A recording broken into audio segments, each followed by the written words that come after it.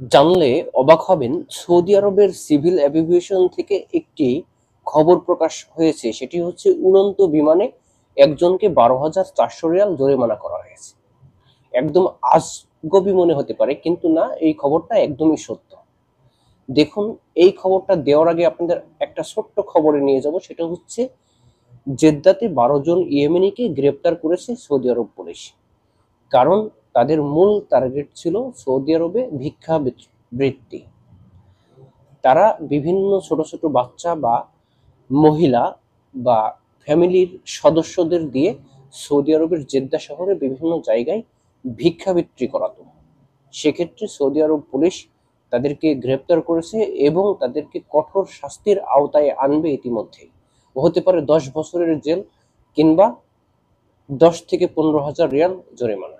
সুতরাং সমস্ত প্রবাসী ভাইদেরকে উদ্দেশ্যে একটা কথাই বলবো, আপনারা অবশ্যই যারা এই কাজের সাথে জড়িত আছেন বা মানুষের সামনে গেলেই হাত পেতে দেন, তাদেরকে নিষেধ করব, আপনারা বাংলাদেশের কে আর ছোট করবেন না এবং এই ধরনের বড় অপরাধ থেকে আপনারা নিজেকে সরিয়ে ফেলুন। না হলে আপনার হতে পারে 10 বছরের জেল অথবা 10 থেকে 15 হাজার রিয়াল জরিমানা।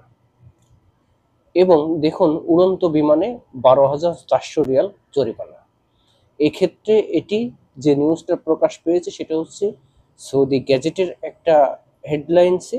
এখানে বলা হয়েছে একজন প্রবাসী বিমানের ভিতরে নির্দিষ্ট কিছু নিয়ম, যেগুলো বাধ্যতামূলক, এগুলো যদি না মানে সেক্ষেত্রে 12,400 থেকে 15,000 রিয়াল পর্যন্ত জরিমানা হতে পারে।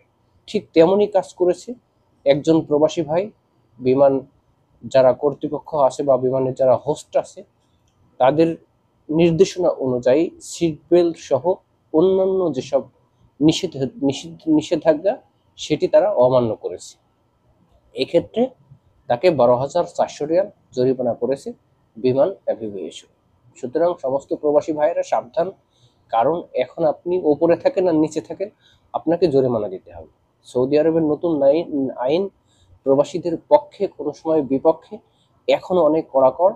সুতরাং আপনারা ভিডিওটি শেয়ারের মাধ্যমে সবাইকে সচেতন করবেন এবং নিজেও সাবধান হয়ে থাকবেন। ধন্যবাদ।